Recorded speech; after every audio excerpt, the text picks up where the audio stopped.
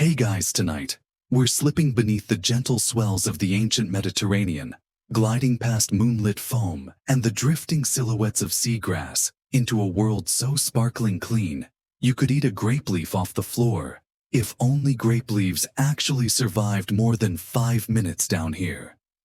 That's right. You're about to discover the surprisingly tidy habits of Greek sea nymphs, those quietly obsessive custodians of the ocean's nooks and crannies, who can spot a misaligned shell at 50 fathoms and know 100 different ways to detangle seaweed from your toes. Imagine drifting down into a luminous blue grotto light, dappling off scales and pearls, where a nymph is already shushing you for tracking silt on her freshly swept stone.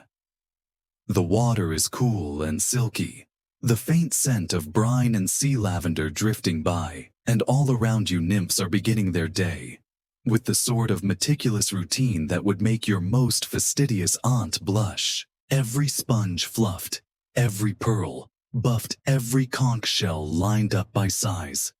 This is not the wild, freewheeling world you might expect from myth. It's the kingdom of tidiness, where even Poseidon's trident gets a quick polish before any grand pronouncement. You might be feeling pretty safe here, but reality check if you're even thinking about leaving your flip-flops out or stuffing kelp under the nearest rock. You probably won't survive this. The nymphs have a sixth sense for mess and an ancient code that requires spotless surroundings, even if the only one judging is an unimpressed crab. So before you get comfortable, take a moment to like the video and subscribe, but only if you genuinely enjoy what I do here. And I'd love to know, where in the world are you watching from, and what time is it right now? Drop your location and local time in the comments, so we can see just how global our sleepy little voyage really is. Now dim the lights, maybe turn on a fan for that soft background hum, and let's ease into tonight's journey together. You float alongside a nymph as she stretches awake, unfurling her iridescent tail with a gentle yawn, careful not to flick up a single grain of silt. The world down here is slow and languid currents humming the cave walls agleam with glints of abalone. You see her glance around, a quick, almost instinctual scan to ensure every stone and shell is just where it should be. There's no just 5 more minutes when your morning routine depends on the rhythm of the tides and the first rays of sun filtering down in neat golden lines. Every morning as the sky brightens above, these sea nymphs emerge from their coral alcoves and drift through a ballet of tidying that would put a modern influencer's cleaning routine to shame. They gather loose strands of seaweed, sorting them by length and color, debating whether last night's moon jelly snacks left any telltale smudges. You witness one nymph giving her neighbor a sidelong look. Apparently someone's collection of sand dollars isn't quite geometrically perfect. It's all done with the unspoken understanding of a world that thrives on order, at least until the next big storm, or until someone somewhere invents a waterproof Roomba. Historians still argue whether these rituals emerged from real necessity. Did a tidy cave keep you safe from cranky octopuses? Or if it's simply the nymph's answer to an endless expanse of chaos outside? One mainstream fact is clear: though ancient Greeks imagined their nymphs as the very picture of grace, beauty, and yes, good housekeeping. But scattered among those myths are little hints, a shell out of place here, a driftwood frame there, that not all was perfectly arranged. And maybe some nymphs secretly crave just a touch of mess. Before you drift further into their world, you're offered a shimmering kelp wrap and a gentle reminder: don't step on the mosaic of polished stones.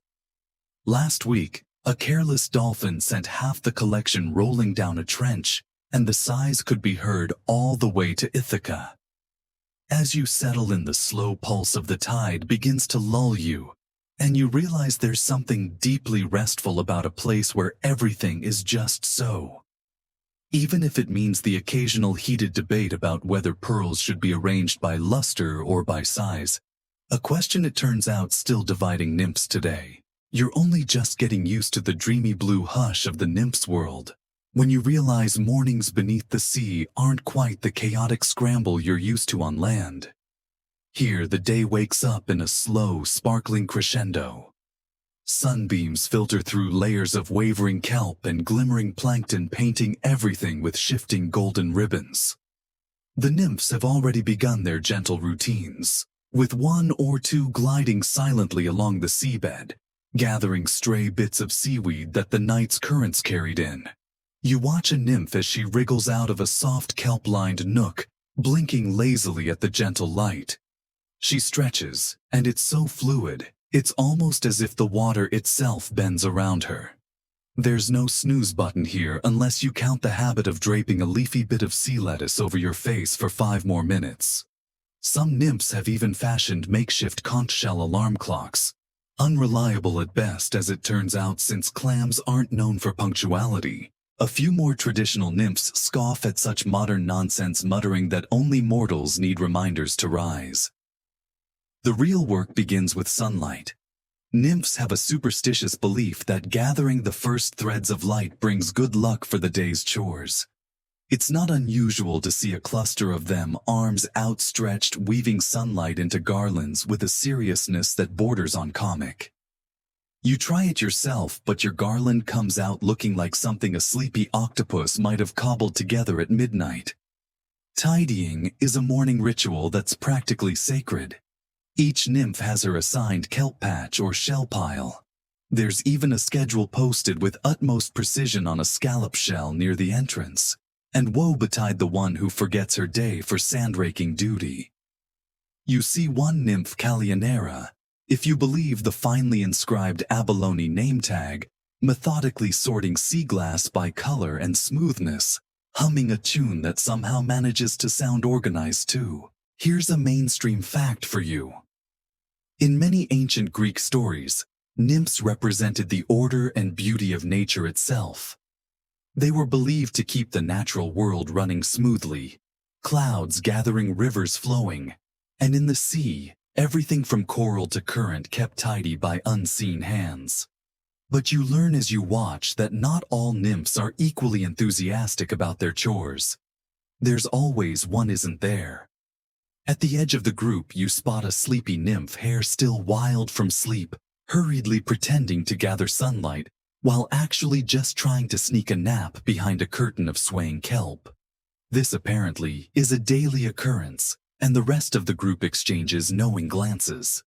Historians still argue whether nymphs like her ever got anything done at all, or whether their reputations were just very, very well maintained by their tidier sisters. Your toes wiggle against the sand as you're handed a little shell to join in the tidying. It's relaxing until you realize that someone's going to judge whether your little pile is symmetrical enough. Perfection here isn't just an ideal, it's a communal sport. And when someone notices a fleck of sea urchin shell out of place, the debates can last until well past noon.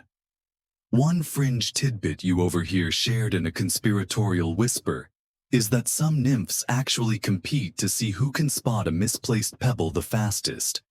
The record, you're told, stands at just under 3 seconds. The champion of morning symmetry gets first pick of the ripest sea grapes for breakfast, which is a pretty hotly contested prize. You stifle a giggle as 2 nymphs begin arguing in hushed, giggly voices over who moved whose polished stone. One blames a passing current, the other claims it was a sleep-swimming crab. It's all very gentle and light until that is the head nymph floats by with a look that could sandblast barnacles off a trireme. Despite the gentle squabbling, there's a shared sense of purpose. There's something oddly comforting about starting the day in such a slow, deliberate way. No alarm bells, no rushing through traffic, just the quiet choreography of nymphs, sorting, tidying, and setting the world to rights. You get the feeling that if you tried to sneak a dust bunny past them even underwater, it would not only be discovered, but probably classified, cataloged, and politely removed before you could even say oops. By the time the morning light has strengthened and every corner sparkles, you find yourself drifting into a kind of waking dream, wishing that maybe your own mornings could begin with a little less rush and a little more seaweed sorting tranquility. Who knew that under all the myth and magic, the sea nymph's real secret was just how good it feels to start the day with a little tidiness? Now that the sun's rays have fully filtered through the waves, you catch sight of a group of nymphs gathered around a pile of iridescent shells and polished stones, their hair floating in hypnotic waves behind them. But before any major organizing begins, there's one ritual even more sacred than tidying grooming. If you thought detangling your own hair was a challenge, try doing it in a gentle current with half a dozen eels looking for a snack and a school of sardines darting through at the worst possible moment.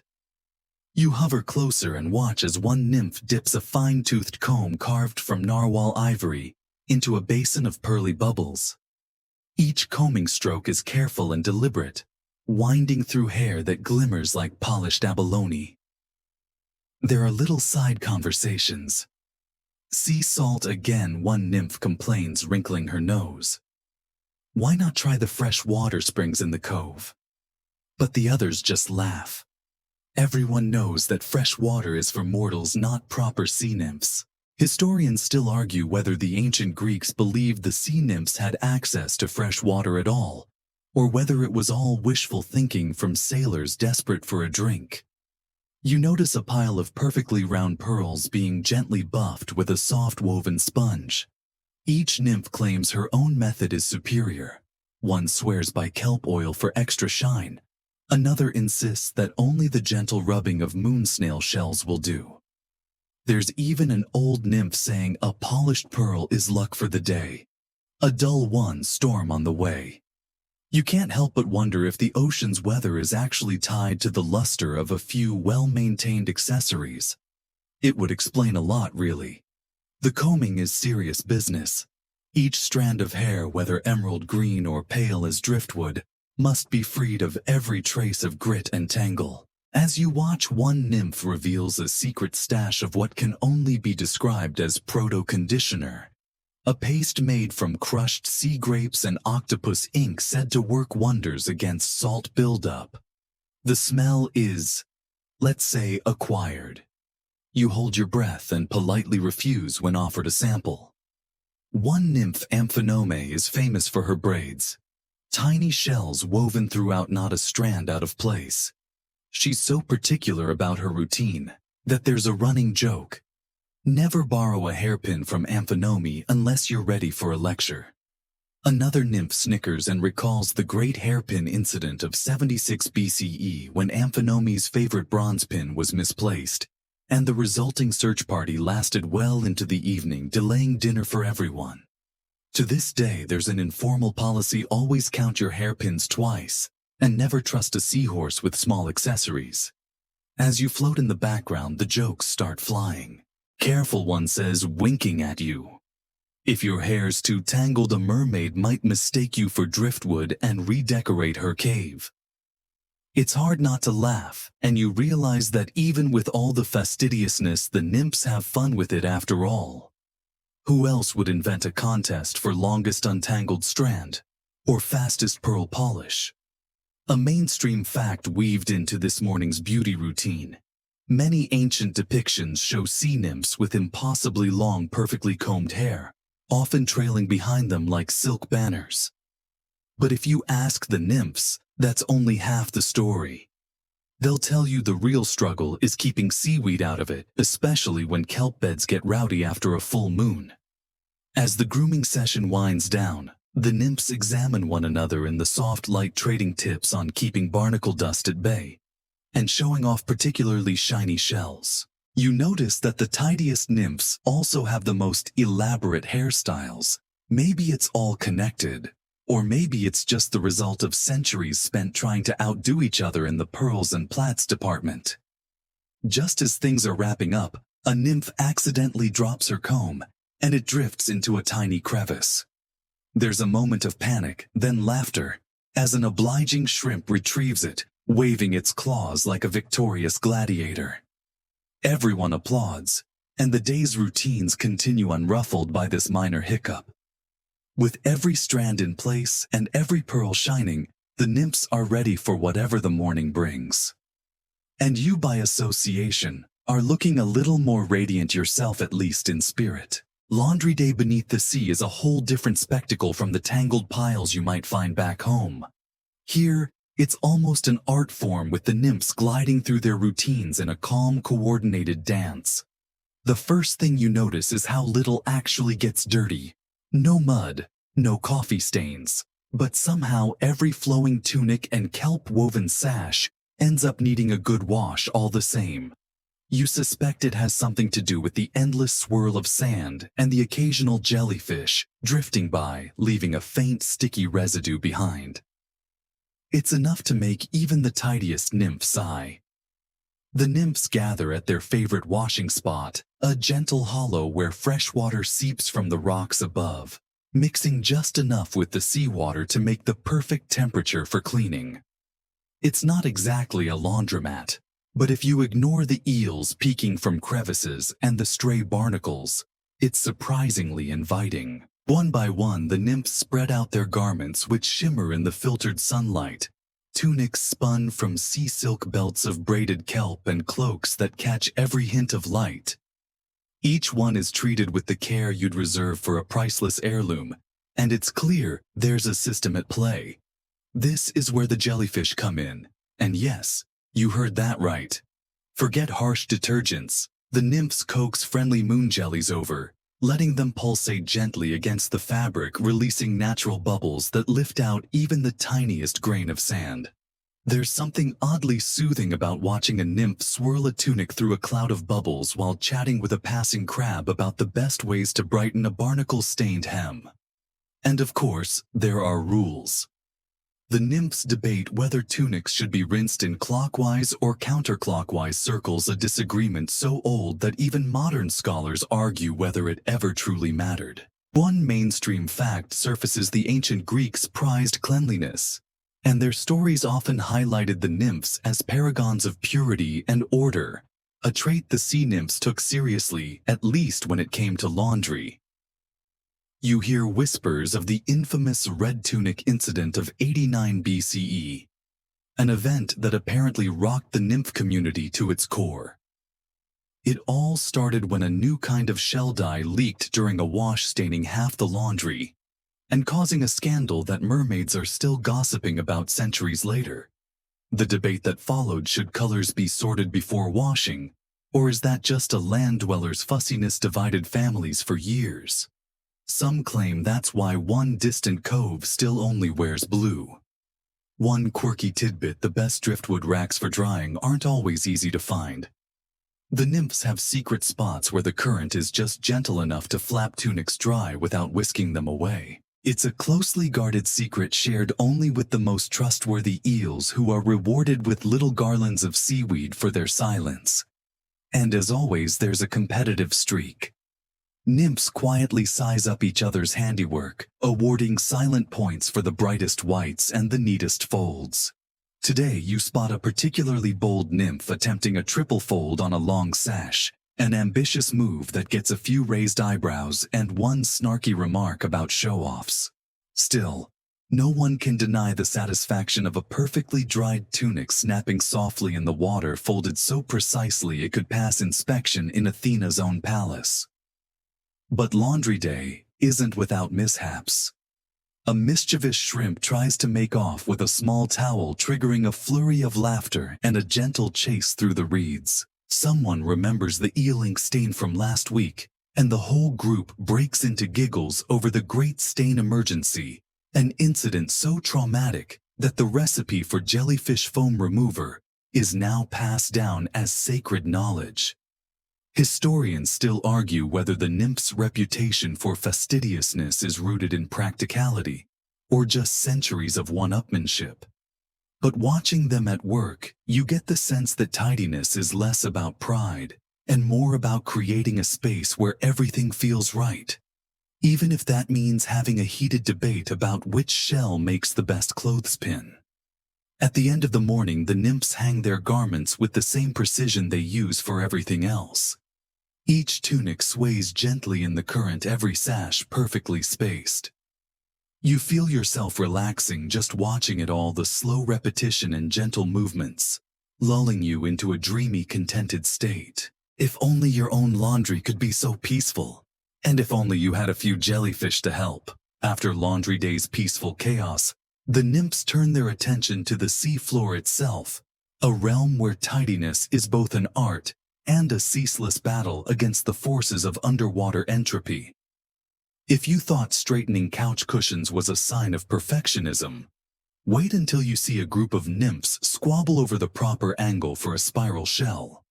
To them, every stone shell and coral fragment has a home, and it's a point of pride to know exactly where that is, even if a particularly opinionated crab tries to claim otherwise. There's a certain order to this arrangement. The smallest shells worn to smooth pearliness are fanned out in meticulous arcs along the edges of the grotto, while larger conchs and scallops are positioned to catch light in a pleasing gradient. Nymphs drift through this underwater mosaic, with a purpose, one hand straightening a stray pebble, another nudging a bit of coral back into line with a gentle tap. It's less like housework and more like underwater interior decorating, but with a degree of intensity that borders on competitive sport. Today, the water is full of debate. The newest nymph eager to impress has started her own creative chaos zone. She insists that a slightly jumbled array of shells brings out their natural beauty, citing an obscure poet who once praised the beauty of random drift. The others are skeptical. Mainstream historical fact: Greek mythology's sea nymphs are almost always depicted in tranquil, harmonious settings, but you can bet that not every shell stayed in line all the time. There must have been at least one rebel with a penchant for asymmetry. Of course, this doesn't sit well with the more traditional nymphs.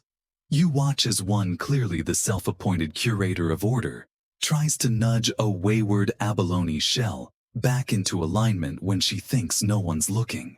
There's a gentle gasp from the creative chaos camp, who immediately rearrange everything to be slightly off-kilter again, and a slow-motion tidy-off unfolds right before your eyes. The silent tension is enough to send a curious starfish packing. You're handed a shell to try your luck at arranging. The pressure, strangely, is real. Do you follow the rules or lean into the chaos? A nymph leans over and whispers, "Don't worry. The only real mistake is leaving fingerprints. They take hours to buff out." Here's a fringe tidbit: the nymphs have developed a system for dusting coral. Yes, dusting. Even underwater, tiny silt particles settle onto their prized formations, dulling the natural glow. The favored method: a miniature fan woven from eelgrass and crab shells, flicked back and forth with almost musical precision. There's even a rumor that a famous philosopher once tried to design the perfect coral dusting tool after spending a week in a nymph's grotto. Historians still argue whether he succeeded, or if his efforts ended up as just another funny story told during evening tidying. You catch the nymphs using what looks like a paintbrush made of sea anemone tentacles, tickling dust from between coral branches. Each movement is patient and mindful, a ritual that over time becomes as meditative as it is necessary. Occasionally, a sneaky urchin will roll by, scattering debris and undoing half an hour's work, which is met with an exaggerated sigh and a muttered, "Honestly, what's the point of tidying if the sea refuses to cooperate?" There are even shell arranging games, and you're invited to participate. The rules are baffling, the scoring unclear, and at the end, a nymph declares you the winner of the best sympathetic effort ribbon, a seaweed sash woven on the spot, which you suspect everyone wins at least once. It's all in good fun, and it's impossible not to feel at least a little pride when the final arrangement catches the last rays of sun filtering through the water, turning everything golden. By the end of the morning, the grotto is a vision of order, well, except for that stubborn creative chaos corner which persists, despite a dozen gentle attempts to accidentally tidy it up. You get the sense that this playful tension is what keeps the nymph's routine so lively. After all, perfection might be the goal, but it's the little acts of rebellion that keep things interesting. Just when you think the underwater world can't get any neater, you're introduced to one of the nymph's best-kept secrets, the daily seabed vacuuming ritual. Now, before you imagine a literal vacuum cleaner bubbling away under the waves, know that the technology here is far older and much more charming. The nymphs have enlisted a veritable crew of helpful sea creatures, each with their own specialties in the ongoing war against underwater mess. The Eel Brigade, as they're affectionately known, slither gracefully along the grotto's sandy floor, snuffling up stray crumbs of shell, bits of lost kelp, and the occasional ancient coin. In exchange for their services, they receive generous helpings of seaweed snacks, usually distributed by the most patient nymph on staff. It's not uncommon to see an eel peeking hopefully from behind a rock, waiting for their next tasty reward, or to overhear whispered negotiations for an extra treat, in exchange for an especially tricky bit of cleanup. You watch as a team of shrimp scuttles by, their tiny legs working like minuscule brushes, sweeping silt from beneath coral shelves and in between the cracks of polished stones. It's mesmerizing, almost like watching a living synchronized cleaning crew. One nymph explains with mock seriousness that the shrimp union once held a strike demanding more flavorful algae and less danger pay around cranky sea urchins. Historians still argue whether this legendary strike is rooted in fact, or was just invented to entertain bored nymph children during long evenings. Today, you're handed a miniature rake carved from scallop shell, the handle smoothed by decades of careful use. The task: comb through a patch of sand, lifting debris and fluffing it into gentle dunes. There's an art to it, and a subtle competition as always, the nymphs quietly comparing patterns, trading compliments and sly jokes about whose sandscape will last longer before the next stray current undoes all their work. A mainstream historical fact drifts through the conversation. Ancient Greeks often depicted the sea as teeming with helpful, harmonious creatures. Many believed that the nymphs could charm animals and fish to do their bidding, keeping the watery world pristine and beautiful. But here's a quirky tidbit: the nymphs claim to have invented the concept of deep cleaning long before mortals ever picked up a broom. One claims she once taught a dolphin to arrange rocks by color, but the experiment ended with a pebble avalanche and much laughter. You can't help but notice the camaraderie between nymph and critter. There's mutual respect, and more than once a gentle nudge or whispered word seems to encourage the eel or shrimp to tackle an especially stubborn patch of algae. It's not all smooth sailing though. A few rogue crabs sometimes decide it's more fun to scatter than to help, leading to minor mayhem and a few good-natured eye rolls. You find yourself getting into the rhythm: rake, sift, pat, and pause. The sand flows softly beneath your fingers, cool and fine. You catch a nymph grinning at you and announcing, "Not bad for a surface dweller." Just watch out for the decorator crabs. They like to add their own touch when you're not looking. Sure enough, a nearby crab scuttles over, drops a chunk of sea sponge onto your neatly combed patch, and gives you a look that suggests, in crab speak, "You're welcome." As the session winds down, everyone surveys the transformed seabed. Each groove and dune is set to perfection, for now at least. The eels munch on their treats, the shrimp retire to the shadows, and the nymphs exchange satisfied glances. Historians still argue whether any other mythical beings ever took as much pride in their cleaning routines. One nymph remarks, only half joking, "By now you're feeling a gentle fatigue, the good kind that comes from slow, satisfying work." The sea feels calmer, the current softer, as if the very act of tidying has soothed not just the grotto, but the whole underwater world around you.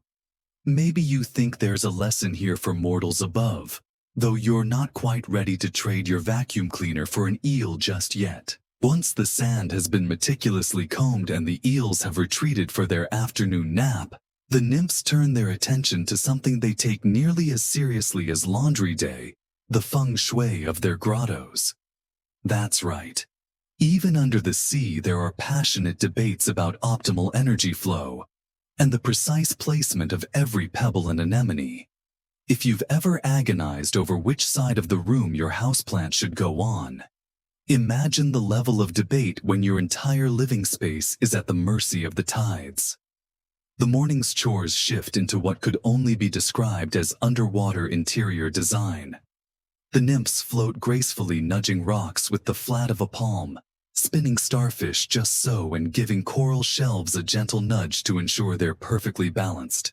Not too close to the opening, not too shadowed, and absolutely never blocking the flow of the freshest water. There are rules naturally passed down through generations, and the most senior nymph oversees the process with a mixture of gentle encouragement and the occasional dramatic sigh.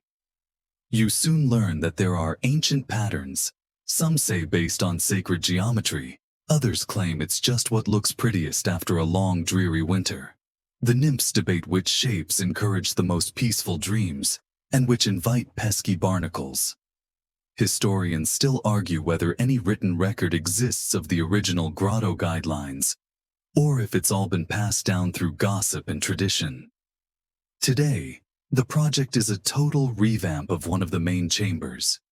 There's talk of moving a particularly large prickly sea urchin 2 shell lengths to the left, which sparks a flurry of whispered debate, and the first truly heated discussion of the day. One nymph insists the current will flow better, another warns of bad luck from disrupting the old order. You decide to offer an opinion just for fun and are instantly swept into the logic puzzle that is nymph interior design. A mainstream fact emerges as you rearrange a row of colorful rocks. Many ancient Greeks believed nymphs were responsible for creating the beauty and order found in natural grottos and undersea caves. The most beautiful spots, it was said, had been tidied by nymph hands and blessed with harmonious energy. That doesn't stop the nymphs from trying to one-up each other on who can create the calmest corner. A quirky tidbit to keep the water flowing smoothly: nymphs sometimes train little schools of fish to swim in coordinated loops, acting as living currents. The fish seem to enjoy it, darting in and out of the coral, though every so often a rogue sardine decides to break formation and sparks laughter all around. There's even a rumor that a nymph once taught a clam to clap along to lullabies, but the clam in question refuses to comment. At one point, the junior nymphs stage a playful rebellion and arrange a tiny stone circle in the shape of a trident. This unauthorized art installation is met with faux outrage and much giggling, especially when the head nymph pretends to trip over it and then rearranges it herself, just a smidge neater. Callbacks abound. Remember that creative chaos corner? It's been quietly expanded with a few carefully misplaced shells to keep things lively. The session continues and the work is both soothing and oddly satisfying. You find yourself getting invested in the right way to stack sea glass, and before you know it, you've volunteered to realign a miniature cave entrance that apparently has been just a few degrees off since last winter's storm. Historians still argue whether it's possible for a mortal to truly master nymph feng shui. One teases you, and you can't help but laugh, though your efforts do earn you a polite round of applause. By the end of the day, the grotto's energy feels balanced and serene. The currents swirl gently, and the nymphs lounge around quietly admiring their handiwork. There's a moment of collective pride, followed by a few jokes about how long the new arrangement will actually last. After all, it only takes one overly enthusiastic dolphin or a single rogue current to undo hours of careful placement. But for now, everything is in its place, and peace reigns at least until tomorrow's tide comes rolling in. With the grotto now perfectly balanced, or at least as balanced as a space can be when it's at the mercy of the sea, the nymphs prepare for a different kind of tidying, caring for the ocean floor itself. If you thought their grotto feng shui was intense, just wait until you witness the dedication that goes into sweeping the sands, grooming the silt, and maintaining the pristine appearance of their broader domain. The ancient Greeks might have envisioned the world above as one of order and civilization, but here below the nymphs are the original inventors of deep cleaning. You glide along as the nymphs gather their tools, some ancient, some improvised. The clamshell dustpan, which sounds much more practical than it is, gets plenty of eye rolls. One nymph mutters that it's more likely to spill half your sweepings as soon as a wave comes through. Historians still argue whether these legendary dustpans were ever real, or if the stories simply grew from some poet's vivid imagination. Either way, everyone agrees the scallop shell rakes are superior. Each nymph has her favorite tool. Some prefer flat slabs of abalone for scooping debris. Others swear by coral brooms tied together with strong threads of seaweed. You notice a few have gotten creative crafting miniature silt blowers from hollow reeds, though these are strictly for experts, as more than one novice has accidentally blown an entire week's work into a neighboring cove. As you watch the nymphs fall into a quiet rhythm, there's almost a meditative calm in the way they work, gentle strokes, clearing away old fish scales, glimmering shards of mother of pearl, and the odd, unidentifiable object that's drifted down from the world above. Occasionally, someone discovers a lost treasure, an ancient bronze clasp, a pottery shard, or once a tiny marble carving of an owl. These finds prompt excited whispers, and a brief pause for everyone to crowd around and guess its story. Mainstream fact: the Mediterranean seabed is indeed littered with the remnants of Greek, Roman, and even older civilizations. To the nymphs, every find is both a mystery and an opportunity for a little extra bragging rights. One particularly meticulous nymph is famous for her zigzag rake pattern, which supposedly keeps silt from settling back too quickly. She claims it was a trick taught to her by an old sea turtle. And whether true or not, it certainly makes the sand look as orderly as a Zen garden, at least for the next hour, until a shoal of curious fish arrives and undoes it all in seconds. That's when the jokes start flying. "You could tidy the whole ocean, but you'll never beat the tide," says one nymph to a chorus of sleepy giggles.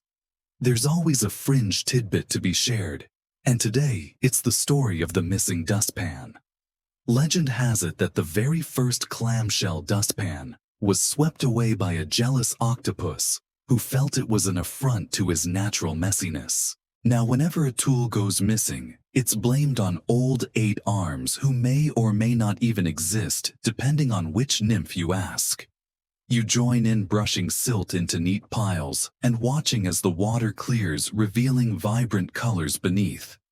It's hard not to feel a little thrill every time a gleaming pebble or rare shell is uncovered.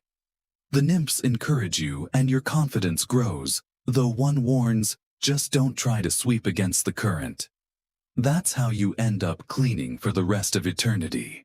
As the session draws to a close, the seabed sparkles, every shell in its rightful place, every drift of sand smooth and undisturbed.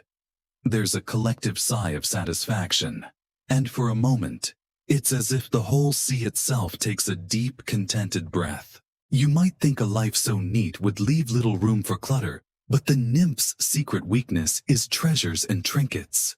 It turns out that the ocean's lost and found is a nymph's delight and headache all at once. You float behind as a few nymphs set out on their daily inventory round, checking on collections of odds and ends gathered from centuries of shipwrecks, storms, and careless mortals above. Everything from golden brooches to bent bronze pins finds a home down here, unless of course there's a lively debate over where it truly belongs. There's a system naturally. Each trinket gets catalogued and sorted, though the method seems to change with every generation.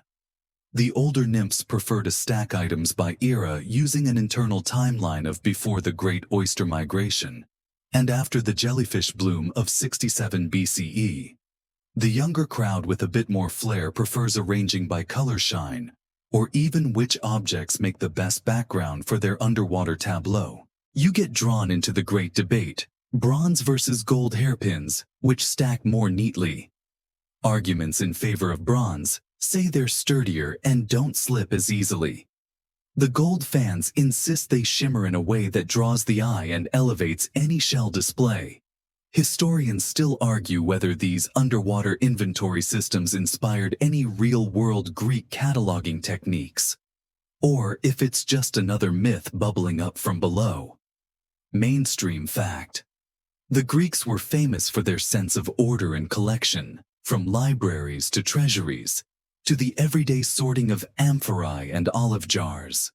But none could rival the meticulous methods you see now. Nymphs trade tips about the best way to stop coins from tarnishing and debate whether pearls should be sorted by luster size or simply vibe. One nymph keeps a tiny ledger etched onto a thin slate recording each item's origin with a flourish you suspect is mostly for show. Quirky tidbit of the day, some of the nymphs have a tradition of naming their favorite finds. Usually something outrageously dramatic like Triton's last button, or the comb of Sappho. This inevitably sparks a round of impromptu storytelling, as each tries to top the last with a wilder tale about how the object arrived on the ocean floor. By the end of the session, you've heard at least 3 conflicting accounts of a single bronze buckle, each more outlandish than the last. Inventory day isn't just for fun, it's also the nymph's way of keeping the peace. You notice an ongoing tally of borrowed items with a few overdue shell necklaces drawing gentle passive-aggressive reminders. Oh, I just love how that looks on you. You'll bring it back soon, right? These little moments of rivalry are handled with an effortless blend of grace and subtle sass. If only library late fees were paid in sand dollars and compliments. Of course, all this order doesn't stop the occasional mishap. A favorite comb might slip between rocks, or an earring might vanish during a current change setting off a miniature rescue mission. It's during these moments that the nymph's dedication to neatness really shines. They'll comb every inch of sand, debate every possible hiding spot, and refuse to rest until the lost treasure is found, or a suitable replacement is unearthed. As the inventory wraps up, the nymphs arrange their newest finds on a ledge, basking in the satisfaction of another collection perfectly in order. The shells gleam, the coins sparkle, and for a brief magical moment the clutter of the mortal world feels 1,000 miles away. There's one place in every sea nymph's grotto that's treated with the kind of reverence you'd reserve for a sacred shrine, the saltwater library. Tucked into a quiet corner, away from the bustling tidiers, this isn't a library of dusty tomes and wooden shelves. It's an enchanting maze of scrolls, tablets, and stone engravings, all carefully preserved in saltwater-tight bundles, and kept as meticulously as any grand collection on land. If you thought librarians could be particular, you haven't met a nymph on library duty. You ease past a curtain of pearl-beaded kelp, and find yourself staring at row upon row of rolled scrolls, each wrapped with a strand of iridescent seaweed, and tagged with a tiny shell. Some are inscribed with delicate poems, others hold ancient charts of the stars as seen from beneath the waves.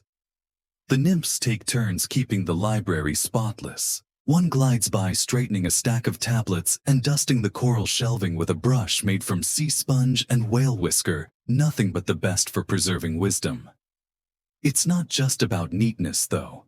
The nymphs have developed an entire system for organizing their texts, one that even the most organized mortal librarian might envy. Each scroll is classified by origin, content, and mood, which is a uniquely nymph twist. Need an uplifting love poem? Look for the ones tied with rose-pink shells. Seeking stories of heroic disasters? Those are wrapped with storm-colored sea glass. Mainstream fact. Ancient Greeks valued both oral and written tradition, and many myths credit nymphs with preserving lost knowledge beneath the sea. The idea of a saltwater archive, while fanciful, is a testament to their perceived wisdom and care. But the real controversy arises over the bookmarks. In a development that never fails to cause a rift, some nymphs use tiny woven kelp ribbons, while others, more daring, have trained eels to slide into place as living, wriggling placeholders. It's as bizarre as it sounds, and the debates are endless. Is it hygienic? Does it count as multitasking? Historians still argue whether this story is a product of creative imagination, or if perhaps a few especially clever nymphs actually managed to teach their pets this skill. You witness the chaos firsthand, as a particularly bored eel weaves in and out of scrolls, earning a mix of exasperated sighs and adoring praise. A quirky tidbit legend has it that one nymph once catalogued an entire collection by shell color alone, only for a rogue current to scatter the lot and force a massive reorganization. To this day, the Great Color Code disaster is a favorite cautionary tale for new library keepers. The saltwater library isn't all work, though. As you watch the nymphs gather for story hour floating in a lazy ring, while the oldest among them recites from a favorite scroll. Her voice is low and melodic, the cadence of the words like the ebb and flow of the tide itself. The younger nymphs listen sometimes, drifting off mid-tale. After all, a good story should make you sleepy, not alert. There are soft giggles when the head librarian loses her place, and an eel is summoned to fetch the right page. You can't help but relax in the quiet hum of this hidden archive. The scrolls, the gentle jokes, the swirling currents of memory and myth, it all blends together as peaceful as any bedtime ritual. You find yourself wishing mortal libraries felt half as serene.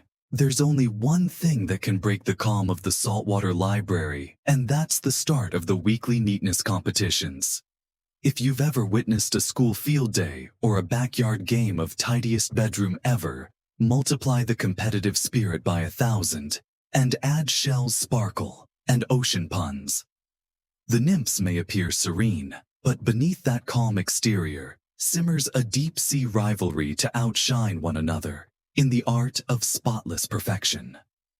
The most popular event by far is the shell polishing contest. The rules are simple but strict. Each nymph presents her collection of abalone cowrie and moon snail shells, carefully buffed, arranged, and free of any speck of silt. The older nymphs serve as judges, squinting with practiced eyes and giving scores on symmetry, luster, and most controversially, originality of display. You're roped into the festivities as the neutral party, which mostly means you get to ooh and ah at the dazzling arrays and occasionally hold up a judging pebble for dramatic effect. A mainstream historical fact floats through your mind as you watch the Greeks' adored competitions of all kinds, from athletics to music to household skills, and the myths reflect this love of rivalry. The nymphs' games might not have drawn crowds like the Olympics, but down here pride and laughter are on the line. Shells are passed around, techniques compared, and a heated debate erupts over whether a naturally rainbow shell is cheating or just good luck. Historians still argue whether these contests ever spilled over into real underwater brawls, though the closest you see is some gentle ribbing and a bit of seaweed thrown in jest. The highlight of the day is always the brightest abalone challenge, a title passed down for generations. The current champion, a nymph named Melit, is famed for her near-miraculous ability to coax a shine from even the dullest shell. Her secret, she claims, is singing softly to the shells as she polishes a fact that is met with skepticism, affectionate eye rolls, and a great deal of imitative humming. You try your hand at polishing, but your shell ends up looking more charmingly rustic than luminous. No matter, the nymphs appreciate the effort and award you a consolation prize, a single perfectly round bubble that wobbles cheerfully as you hold it. The games don't end there. After the shell contest comes the sea glass stacking race, which is exactly as chaotic as it sounds when a stray current sweeps through at just the wrong moment. Laughter bubbles up everywhere, and not even the most competitive nymph can keep a straight face as their painstakingly stacked tower collapses with a soft clink. There's an impromptu contest for best recovery judged on grace and improvisation. Here's a quirky tidbit. The nymphs once invited a passing octopus to join the games, only to have it win every event with 8 arms tied behind its back, figuratively, at least. Since then, cephalopod participation is gently discouraged, though there are rumors that a particularly competitive squid still practices in a neighboring cave. As the competitions wind down, everyone lounges in the grotto, comparing polished techniques and sharing friendly banter. There's no formal award ceremony, just the shared glow of accomplishment and the satisfaction of knowing the day's tidying has reached new heights. Even Milady, for all her legendary status, is content to let the others enjoy the limelight, at least until the next contest. You realize as you drift among the laughter and the sparkle that tidiness here isn't about strict rules or scolding. It's about community play and the kind of light-hearted rivalry that makes even a simple chore feel like a celebration. With the excitement of neatness competition still drifting in the currents, you find yourself swept into another ritual just as important to the nymphs preparing to host sea guests. When God's heroes or even just a particularly famous dolphin plan to visit it, triggers what can only be described as the ultimate tidy-up scramble. Suddenly, every nook and crevice becomes a hotspot of activity, and the stakes feel higher than any shell-polishing contest. You watch as the nymphs flit from one side of the grotto to the other, straightening driftwood benches, smoothing out seagrass mats, and buffing the entry stones until they shine like moonbeams. Hosting, it turns out, is a serious business. There's a full etiquette checklist. Shells must be arranged in descending order of rarity, snacks lined up in symmetrical spirals, and the signature seaweed tea set, which looks suspiciously like a handful of kelp-wrapped pebbles positioned exactly in the center of the table. You're handed a handful of decorative urchin shells to help set the mood, and though your arrangement is greeted with gentle encouragement, a helpful nymph subtly tweaks your display to achieve a more harmonious energy. Mainstream fact: ancient Greek hospitality was a sacred duty, xenia.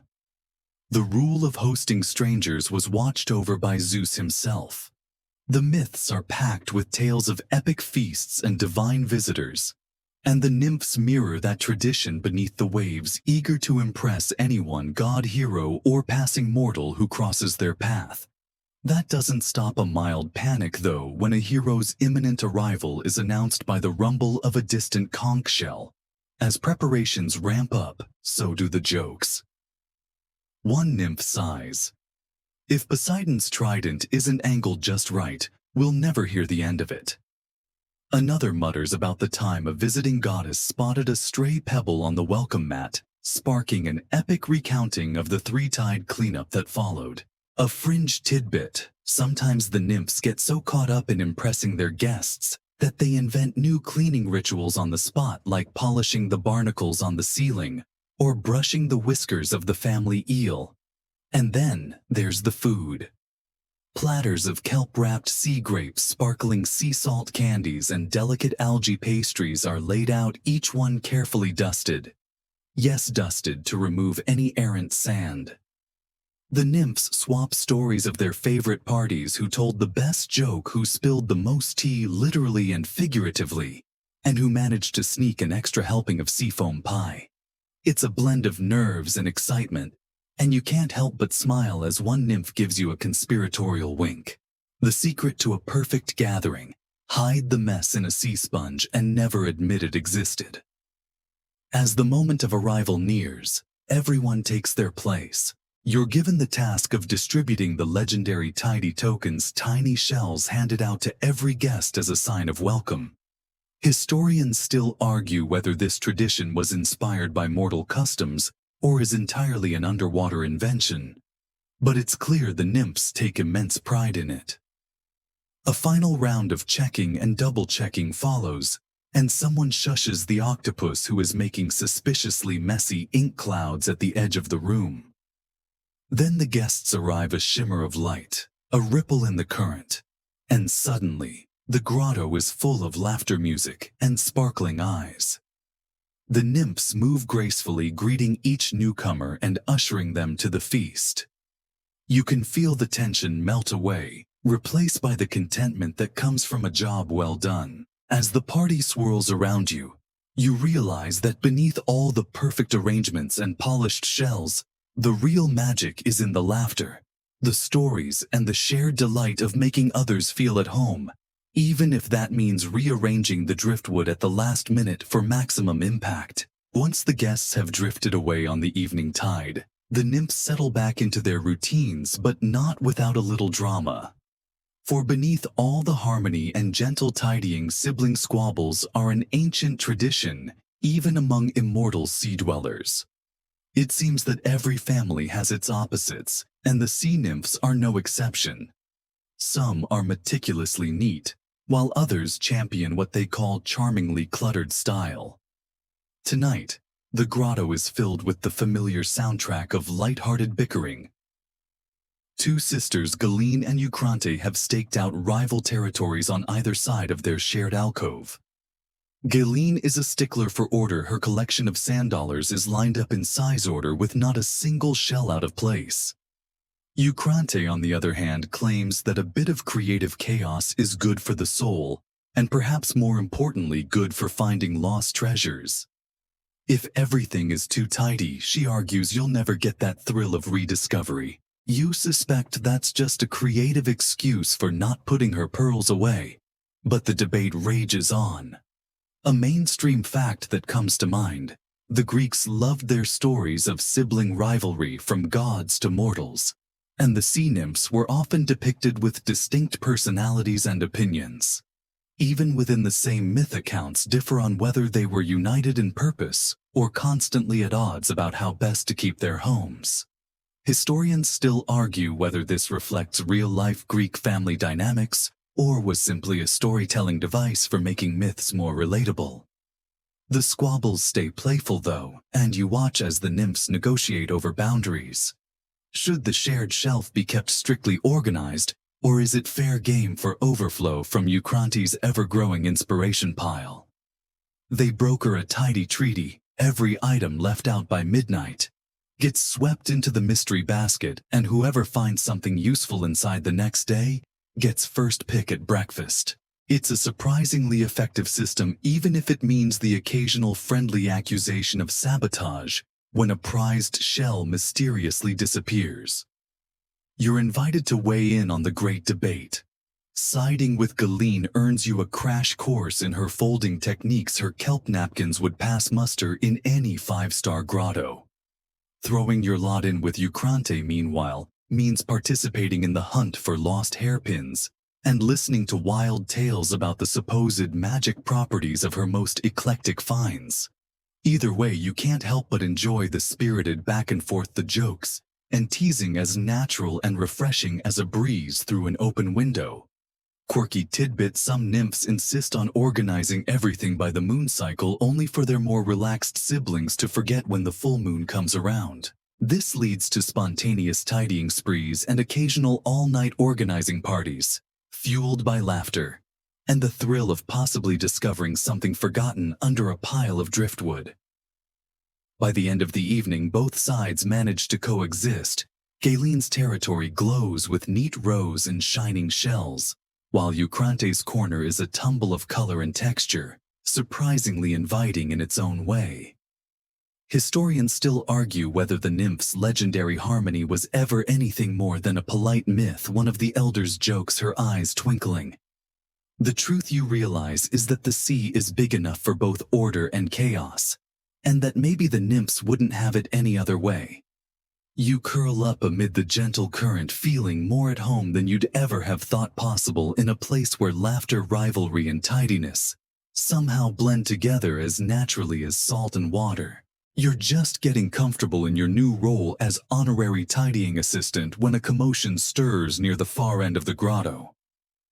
An exasperated chorus of sighs and the frantic swish of kelp signal trouble. The octopus has struck again. If there's one thing that can challenge even the most diligent nymph's patience, it's sharing space with a famously messy, 8-armed roommate. Meet Glaukos, the resident octopus and unofficial agent of chaos. His reputation for creative clutter is legendary. He collects shiny objects, arranges pebbles in perplexing patterns, and has a talent for squirting ink at the worst possible moments. Despite his antics, the nymphs tolerate Glaukos with a kind of resigned fondness, as if he's the eccentric uncle nobody asked for, but can't quite live without. Tonight's crisis involves Glaukos using the main sitting area as a staging ground for his latest art project. A sprawling display of shell fragments, driftwood, and suspiciously several items borrowed from the saltwater library. There's a delicate balancing act here. On one tentacle, the nymphs want to respect his creativity. On the other, they'd rather not trip over a line of slippery pebbles on the way to breakfast. Mainstream fact: the ancient Greeks often regarded octopuses as clever, mischievous creatures, symbols of transformation and adaptability. Many coastal myths mention nymphs negotiating peace with these enigmatic neighbors, sometimes with more success than others. Historians still argue whether tales of underwater tidy treaties are based on real alliances, or simply a creative explanation for why the octopus keeps raiding the pantry. Today's negotiation is a perfect example of nymph diplomacy. The group gathers, and after much laughter and a little exasperation, they sit down with Glaukos to draft the first ever tidy treaty. The terms are simple.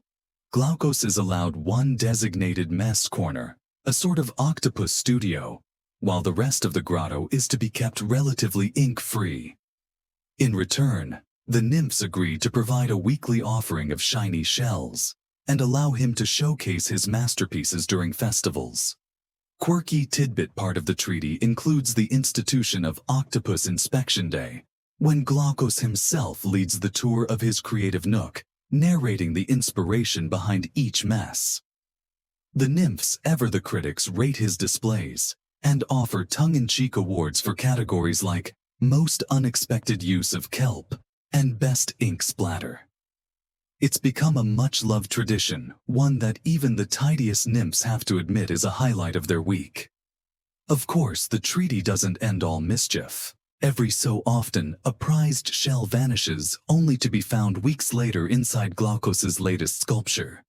The nymphs take it in stride, viewing these small disasters as part of grotto life. There are even jokes that if things ever get too clean, they'll just invite Glaukos to redecorate. By evening's end, Glaukos lounges in his corner satisfied with his work, while the rest of the grotto sparkles well everywhere, except his little patch of delightful chaos. The nymphs relax, glad to have struck a balance between order and creative mess. Historians still argue whether true harmony with an octopus is ever really possible. But tonight at least it feels like a victory for peace, patience, and a dash of whimsy.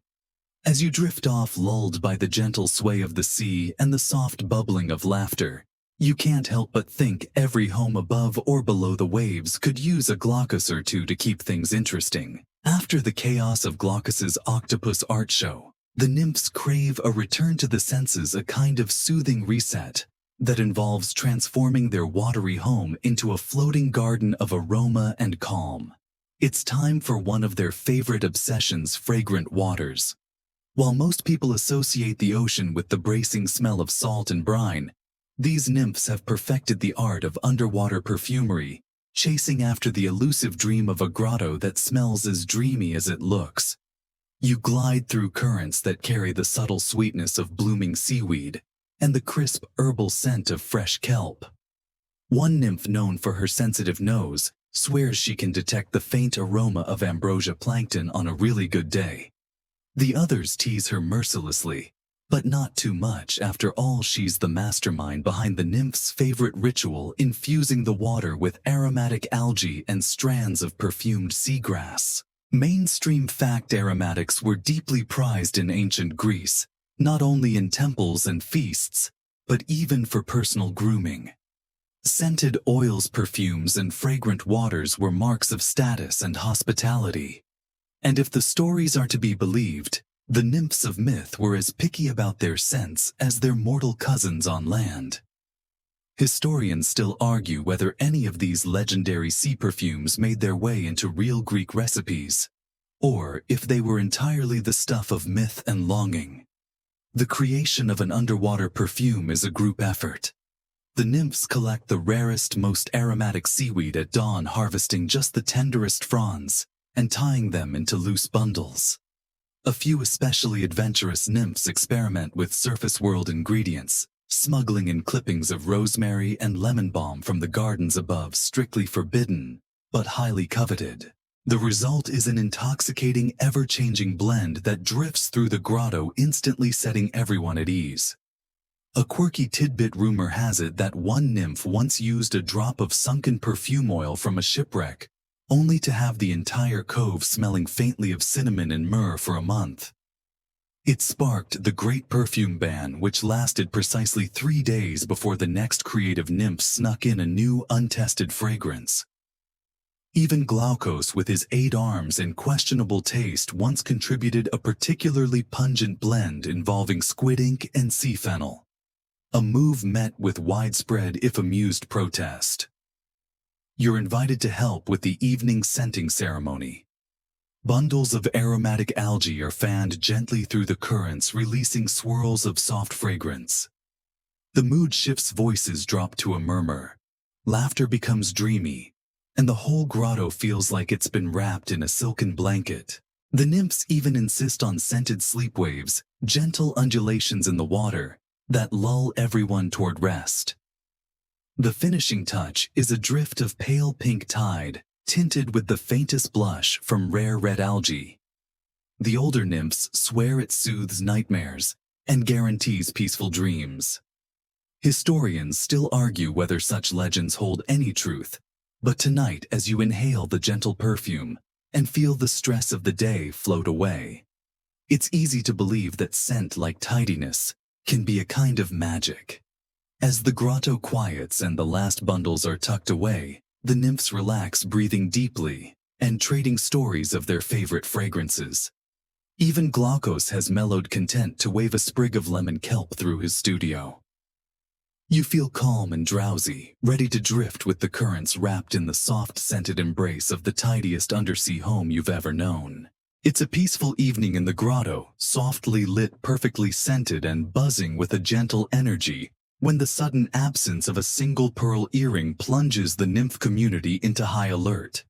For sea nymphs, losing a prized possession is more than a simple nuisance. It's a matter of pride, organization, and sometimes a dramatic lesson in teamwork. The crisis begins with a startled yelp as Thalea, famed for her impeccable collection of accessories, discovers her favorite pearl earring missing from its usual spot on the polished driftwood hook. You watch as she launches into a search routine so thorough it would put any mortal detective to shame. Every shelf checked, every shell upended, even Glaukos's art corner meticulously combed for stray sparkle. The incident quickly escalates, drawing in the entire grotto as each nymph recalls the last time they saw the earring, and inevitably proposes her own theory about what happened. Mainstream fact. In Greek myths, the loss of a personal belonging often sets off epic quests or calamities. A lost sandal, a missing ring, sometimes even a runaway lyre.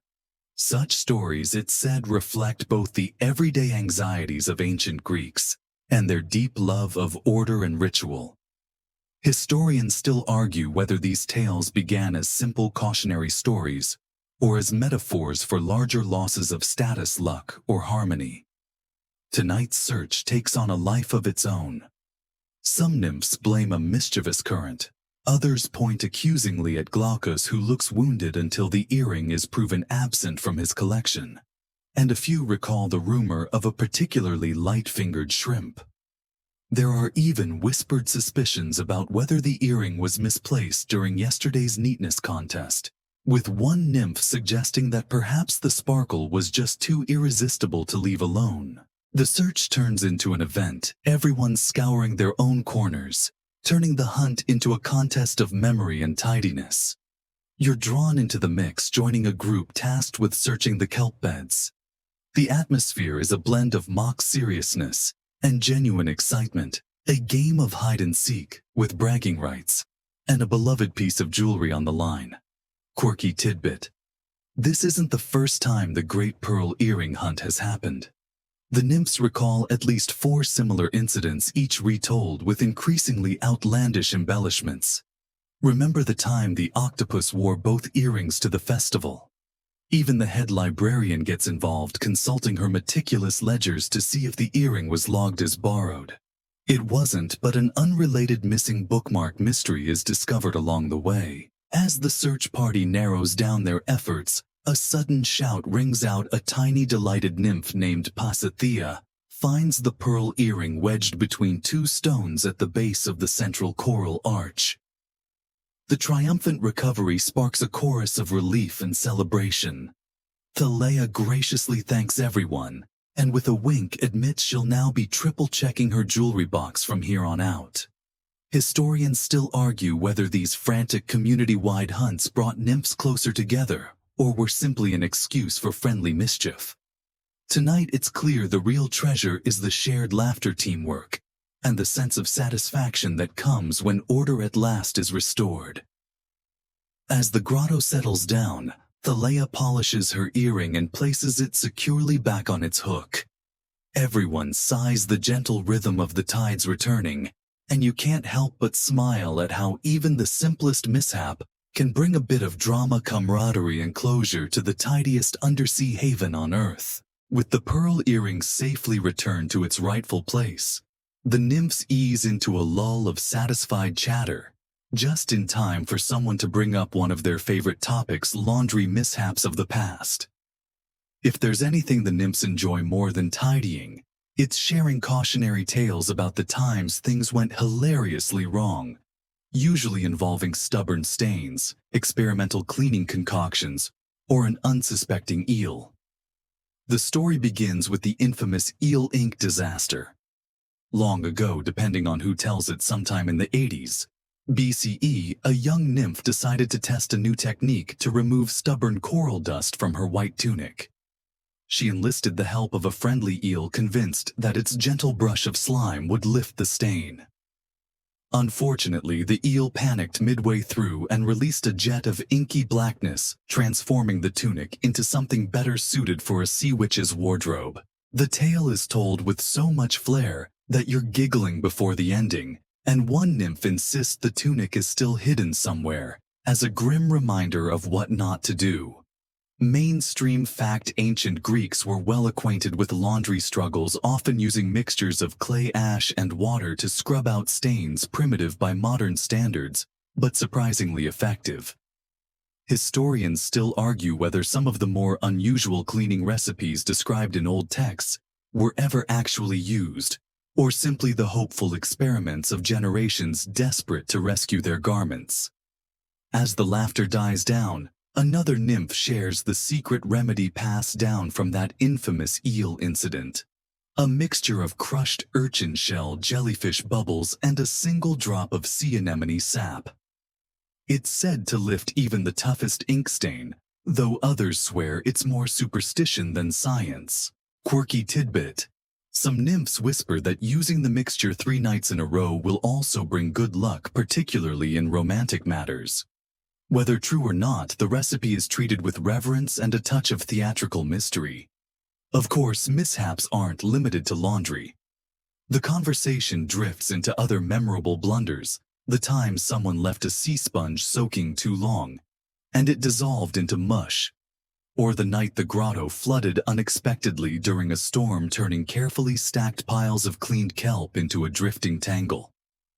Every story is shared with gentle teasing and sleepy giggles, a reminder that perfection is an aspiration, not always a guarantee.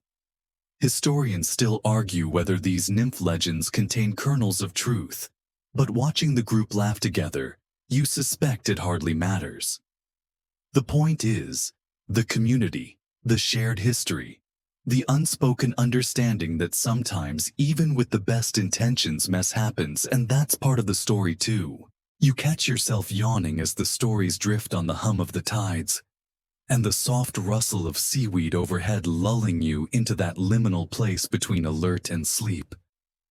Around you, the nymphs tidy up their tools, tuck away delicate cleaning pastes, and exchange final jokes about whose tunic will be the next to suffer an incident. Even Glaucos, lounging in his corner, seems mellowed by the camaraderie, one tentacle resting on a polished shell as he watches the others fondly.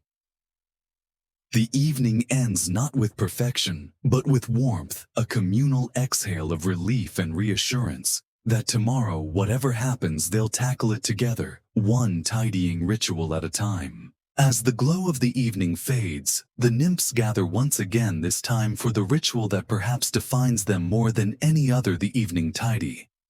It's not simply cleaning up the day's debris. It's a ceremony, a gentle unwinding, and a chance to set the world in order before the dreams begin. You watch as they glide through the water, their movements slow and graceful, voices hushed to near whispers, so as not to disturb the peace that's beginning to settle over the grotto. It starts with the calming of the currents. Two nymphs swim in wide arcs, gently guiding the swirling water into softer eddies, smoothing out the playful ripples left over from the day's excitement. One hums a lullaby that, if you listen carefully, seems to sync with the slow rhythmic pulsing of the sea itself. Mainstream fact: many ancient Greeks believed that the world had hidden rhythms, divine pulses guiding the winds, the tides, and even the hearts of mortals. Historians still argue whether nymph songs were believed to influence these rhythms, or if the stories simply reflected humanity's yearning for order in a chaotic world. The next step is gathering the day's little bits of stray debris, shell fragments from Glaucus's latest project, strands of wayward kelp, specks of silt that drifted into corners. It's a quiet task, done with gentle humor and soft jokes about whose corner had the most clutter. A fringe tidbit: there's an old superstition that failing to tidy your space before nightfall invites cranky sea spirits to whisper nonsense in your dreams. Whether or not you believe it, you help gather stray pieces, enjoying the weightless calm of moving slowly through the dusky light. You notice the older nymphs tending to the community's shared spaces, rearranging shells by the entryway, so guests feel welcomed, even as they sleep, smoothing sand mounds, so the morning currents don't bring surprises, and checking on the communal kelp stores for any signs of sneaky shrimp. The youngest nymphs trail after them, eyes wide, learning the patterns and traditions by imitation and soft instruction. It's here that the subtle tensions of the day, all the tiny frictions and disagreements, seem to melt away. Voices soften further. Laughter bubbles up more gently, and a hush falls over the space that feels less like silence and more like the sea itself breathing in time with them. You find yourself matching their pace, each movement deliberate, every stray piece of shell carefully set back in place. Even Glaucus, mischievous as ever, respects this moment. His art corner remains untouched, his ink reserves unspilled. Historians still argue whether this ritual tidying was purely practical, or whether it served a deeper spiritual purpose, a way to channel collective hopes into the water itself before sleep. Watching now, you suspect the answer is both. There's magic in the methodical, in the small humble work that binds a community together. By the time the currents have gone still, and every nook and cranny glows with simple order, the nymphs are ready for rest. One by one they drift into alcoves, their eyes half closed, lulled by the soft lullaby still echoing through the water. You feel yourself sinking into that same dreamy space, the rhythm of the tide gently cradling you as the final scraps of disorder are tucked away, replaced with the quiet promise of tomorrow's dawn. With the grotto calmed and the last of the evening chores complete, the nymphs slip into their most leisurely conversations, gossip stories, and inevitably musings about the strange habits of humans.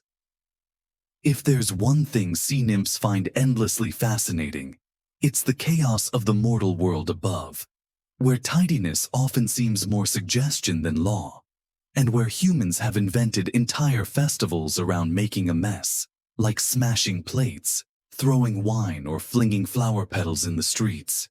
You drift among the nymphs as they trade opinions on human ways. One insists that mortals can't possibly sleep surrounded by such clutter. Another giggles, saying she once watched a fisherman spend hours untangling nets he'd left in a heap overnight.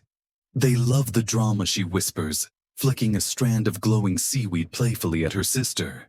Historians still argue whether the ancient Greeks truly believed nymphs judged them from below, Or if this notion was just a clever device by poets hoping to nudge mortals toward better manners. A mainstream fact that surfaces: the Greeks were famously obsessed with order and balance, believing that beauty and cleanliness reflected moral goodness and divine favor. But as the nymphs point out, humans rarely live up to those ideals, especially on busy market days or after a particularly spirited festival night. One nymph recounts with barely concealed horror a tale she'd heard from passing dolphins about a wedding feast, where amphorae were toppled, wine stained the floors, and not a single servant lifted a finger until dawn. A quirky tidbit emerges: some nymphs swear they once saw humans try to sweep sand back into the sea after a storm, an act considered the height of futility in nymph folklore, often told as a cautionary tale about hubris. The joke, of course, is that mortals don't realize the sea has its own ideas about where sand should rest, and that no amount of broom work can compete with a strong tide. Despite the playful scorn, there's also a hint of envy. They live in houses that stay still, one nymph sighs. Imagine not having to reposition your shell display every time the current changes. Another chimes in wistfully. They can stack things, real stacks. No rogue crab to scatter them. No surge to toss them across the room. The group nods in solemn agreement before giggling again at the idea of permanently tidy spaces, a concept so foreign that it feels almost magical. Historians still argue whether these tales of nymph curiosity about humans were meant to reflect human self-consciousness, an artistic mirror in which mortals saw their own messy tendencies reflected by mythic eyes. But down here, the nymphs seem genuinely torn between delight and dismay at the untidy world above. You notice one nymph twirling a tiny clay shard dropped from a ship long ago, running her thumb over the faded paint and marveling at its foreignness. "They're so brave," she murmurs. "To live in all that clutter with so many things they can't control, and still smile." There's a hush, then soft laughter as someone gently scoffs. Or maybe they're just very good at ignoring the mess. By night's end, the nymphs agree on one thing: while humans might never win prizes for tidiness, there's something oddly endearing about their chaotic world. Something worth watching, worth whispering about, and perhaps worth dreaming of as they drift to sleep beneath their perfectly arranged shells. With human habits thoroughly dissected and the laughter fading to sleepy murmurs, the nymphs turn their attention to one of their favorite rituals: the feast. But unlike mortal feasts, which often end in chaos and spilled wine, the nymphs treat the act of eating together as another chance to show off their love of order, and perhaps more importantly, their legendary tidying skills before and after. Preparations begin with a quiet urgency.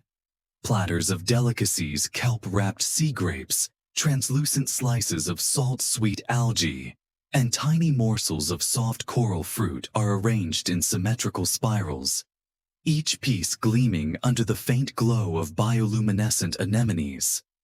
A fringe tidbit: some say these elaborate displays are partly for the gods' benefit, just in case a wandering deity should happen by and judge their hospitality.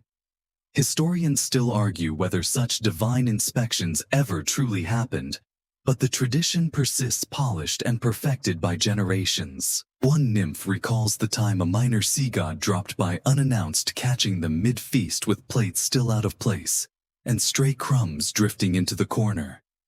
The memory is met with playful groans and dramatic retellings of how they scrambled to arrange the platters just so, how even the usually laid-back nymphs dove for the dusting brushes, polishing shells while murmuring apologies and assurances of their impeccable manners. As the feast begins, you're ushered to a place of honor, given a polished driftwood cup filled with foamy sea grape nectar. The nymphs eat delicately, mindful of drips and crumbs, passing dishes in seamless arcs as though choreographed by the tides themselves. Soft jokes float between them, 3 light quips for every round of passing platters, the perfect balance of humor and harmony.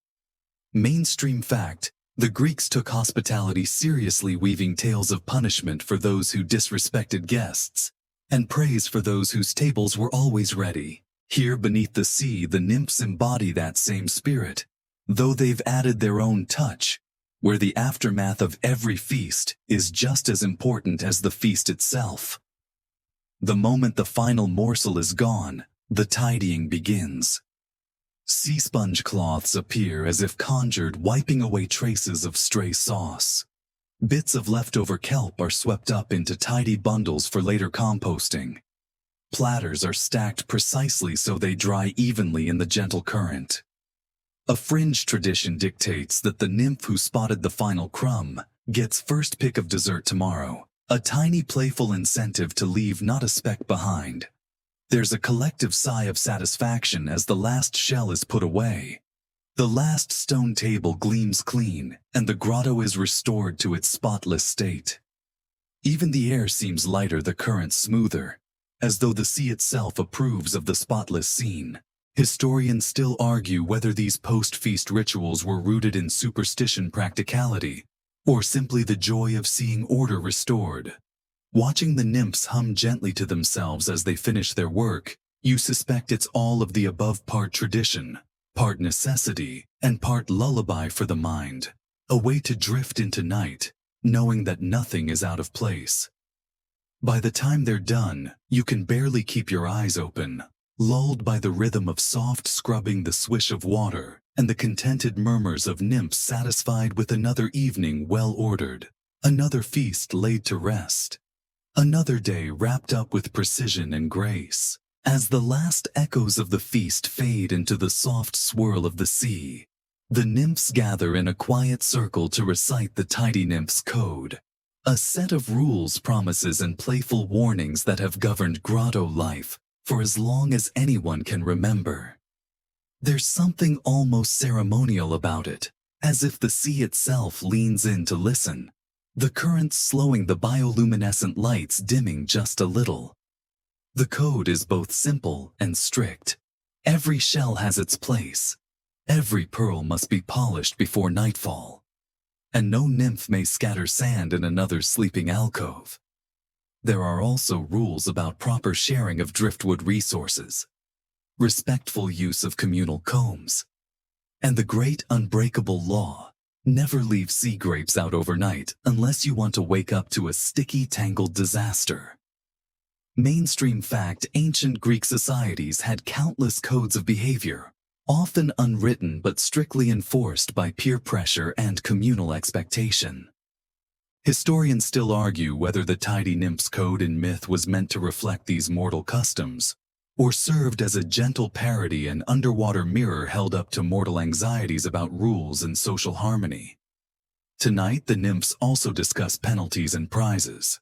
A messy corner results in an extra day of silt-sweeping duty, a surprisingly serious punishment given the tedium of guiding tiny bits of sand into orderly piles. On the other hand, a perfectly kept sleeping nook earns small but coveted prizes. First pick of new shells, a sip of the rarest sea grape nectar, or bragging rights during the next neatness contest. A quirky tidbit you learn: there's a playful clause in the code about Glaucos, the octopus, stating that while 8-armed creative chaos is inevitable, all nymphs are required to make at least one polite attempt to tidy after him, if only to prevent the ink clouds from drifting into communal spaces. The group recites the final line together, their voices soft and lilting. Order brings peace. Peace brings dreams, and dreams return the sea to calm. Then they break into gentle laughter, teasing each other about infractions real and imagined. One nymph accuses another of hiding a comb in her sleeping nook last week. The accused protests with mock outrage, and soon the circle dissolves into giggles. Historians still argue whether these rules were ever enforced with true seriousness, or if they were mostly an excuse for the nymphs to gather, laugh, and gently shame one another into keeping their spaces tidy. Watching tonight, you suspect it's a bit of both, a clever blend of structure and humor that keeps everyone accountable without ever slipping into bitterness. As the nymphs drift away to their corners, humming old lullabies, you're struck by the thought that order here isn't just about shells and sand. It's about caring for each other, respecting shared spaces, and maintaining a kind of peace that runs deeper than the currents. Even in a world where chaos lurks just beyond the grotto walls, the tidy nymph's code is a gentle anchor, a promise that tomorrow will begin in harmony, no matter what the tides bring. With the code recited and the grotto settled into quiet, the nymphs lean into one of their favorite nighttime pastimes, gossiping about the notoriously untidy habits of the gods and heroes who sometimes wander through their waters. There's something almost comforting in the ritual sharing hushed stories about legendary figures who, despite their power and beauty, couldn't organize a sea sponge if their immortal lives depended on it. One nymph begins, her voice soft but full of mischief, recounting how the hero Theseus once dropped half his gear overboard while boasting to an audience of dolphins. He claimed it was a sacrifice to Poseidon, she says with a grin. But everyone knows he just didn't tie his belt properly. Another recalls the time a minor sea god visited, trailed by a flotilla of overturned amphorae and a floating tangle of discarded fishing nets, leaving chaos in his wake. Mainstream fact: the myths often describe gods and heroes as larger-than-life figures, but they're also full of petty flaws, jealousies, forgetfulness, and messy outbursts that mirror human foibles. Historians still argue whether these stories were meant to comfort mortals or to warn them that divine power doesn't necessarily come with divine neatness. The nymphs go further, playfully ranking the messiest Olympians. Top honors nearly always go to Dionysus, whose raucous underwater parties leave broken shells and spilled wine trails for days. A close second is Hermes, whom the nymphs accuse of scattering coins wherever he goes, though one insists he does it on purpose as some elaborate game only he understands. A fringe tidbit: the nymphs whisper about the so-called Great Poseidon Tangle, an incident when the sea god himself, in a hurry to chase down a rival, left his golden net floating half unraveled in the current. The nymphs spent weeks untangling it, carefully documenting every knot, so they could tell the story later, often with increasingly dramatic flourishes. There's a special delight in these tales, a kind of gentle superiority the nymphs feel, knowing their world, for all its little squabbles and lost earrings, is still cleaner and more orderly than anything Olympus has managed. Maybe if Zeus spent less time hurling thunderbolts, one nymph teases, he'd learn how to sort his cloud piles by shape and fluffiness. That joke earns a round of sleepy giggles, each voice fading softly like bubbles rising into the night. Historians still argue whether mortal audiences took these nymph stories seriously or recognized them as sly commentary on their own mortal failings. But down here beneath the calm tides, the gossip serves another purpose. It's a gentle easing into sleep, a reminder that even the gods aren't perfect, and that there's comfort in the simple order of tidy shells and polished stones. As the laughter fades, the nymphs begin drifting to their sleeping alcoves, still murmuring the occasional jab at a famously messy deity. You find yourself smiling, warm and content, lulled by the knowledge that no matter how untidy the world above becomes, the grotto remains a sanctuary of gentle routines, soft laughter, and a kind of underwater grace that even the gods could envy. Sleepy chatter fades to quiet as the nymphs settle into their alcoves, but the sea never truly rests. Tonight, distant thunder rolls through the water, a storm brewing above, sending ripples and currents snaking their way into the grotto.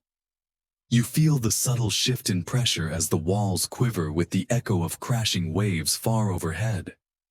The nymphs stir, blinking sleepily, and you sense a tension beneath their calm, a recognition that no amount of tidying can hold back the power of the sea when it decides to roar. Mainstream fact: in ancient Greece, storms were often seen as signs of divine mood swings, Poseidon himself thrashing the ocean to remind mortals of their place. Historians still argue whether tales of storms destroying carefully ordered shrines or washing away pristine harbors, were warnings or simply reminders that no matter how neatly you arrange your world, nature always has the final say. The nymphs respond with quiet efficiency. They move through the grotto, securing loose shell piles, bundling delicate driftwood sculptures, and gently sweeping away stray kelp strands that might clog alcove entrances when the currents grow wild. It's a practiced dance one learned from centuries of surviving tempests and the chaos they bring. A fringe tidbit: old nymph legends claim that the first tidy treaties arose from the need to coordinate storm cleanups, forging lifelong bonds among nymph clans that might otherwise have quarreled endlessly over whose shells were better arranged. You notice one nymph tucking away Glaucus's messiest sculpture, an uncharacteristic show of cooperation that earns a playful tentacle wiggle of thanks. Another drapes protective seaweed curtains over the entryways, muffling the rushing current and shielding the most fragile coral shelves. Everywhere you look, there's a calm urgency, a shared understanding that chaos will come, but they'll meet it together. The winds above intensify and shadows flicker across the ceiling of the grotto. A few nymphs whisper soft reassurances to younger sisters, reminding them that storms pass, that nothing is truly lost, and that every shell scattered by the waves can be gathered again tomorrow. You hear the words repeated like a lullaby: order returns tide by tide. Historians still argue whether these nymph traditions of storm preparation were purely practical, or whether they reflected a deeper spiritual belief in renewal. The idea that each cleanup after a storm was a small ritual of rebirth, a chance to prove their resilience and reaffirm the beauty of their world. Soon the tempest above reaches its crescendo. You feel the floor of the grotto tremble as waves slam against distant cliffs, sending trembling currents even into this sheltered cove. Yet within the grotto, the nymphs remain steady. They hum soft songs, braid their hair tighter so it doesn't tangle in rushing water, and grip each other's hands as they wait for the chaos to pass. Finally, after what feels like hours, the water grows still. The currents slow. The soft hush of the sea returns, and the nymphs release their breath in one great collective sigh. There will be silt to sweep and shells to realign in the morning, but for now, there's relief, a bone-deep gratitude that the storm has passed and the calm has returned. And in that moment you understand the heart of the nymph's tidy obsession, not just a desire for order, but a belief that order itself is a prayer against the wild, unpredictable tides of life. The storm has passed, leaving the sea hushed and heavy, with the promise of renewal. Slowly the nymphs emerge from their alcoves, eyes bright with relief, voices soft as they begin the sacred farewell ritual, the final tidy of the night that seals the grotto against whatever stray currents might wander in while they sleep. This isn't just cleaning, it's an act of protection. The nymphs believe that a grotto set perfectly in order at dusk wards off bad dreams and keeps mischief-making sea spirits at bay. They move methodically, gliding through the water with graceful sweeps, their hands brushing over shells to ensure they lie flat, smoothing patches of disturbed sand, checking the driftwood beams above for any cracks left by the storm's passing fury. Mainstream fact: in many Greek coastal communities there were rituals performed at sunset to bless the home, sometimes involving sweeping thresholds or pouring libations to household spirits. Historians still argue whether such practices were mirrored in myths of nymphs below, or if the stories above were inspired by whispered tales of sea maidens who tidied away the darkness. Tonight there's a quiet reverence to every movement. Even Glaucus keeps to his corner, tentacles tucked politely as the nymphs make their rounds. You're invited to help with the simplest task, gathering stray bits of kelp from the grotto entrance. And though you do it clumsily, the nymph beside you smiles warmly, whispering that every small act of order counts. A quirky tidbit: it's believed that the very last piece of tidying done each night carries a special kind of magic, A tidy blessing that ensures the day to come will be peaceful. A playful rivalry ensues over who claims that honor with gentle teasing and sly nudges as the final shells are set into place. At last, with everything arranged just so, the eldest nymph raises her hand and softly recites the traditional farewell. May the tide bring dreams, may the currents be gentle, and may the sea cradle us until dawn.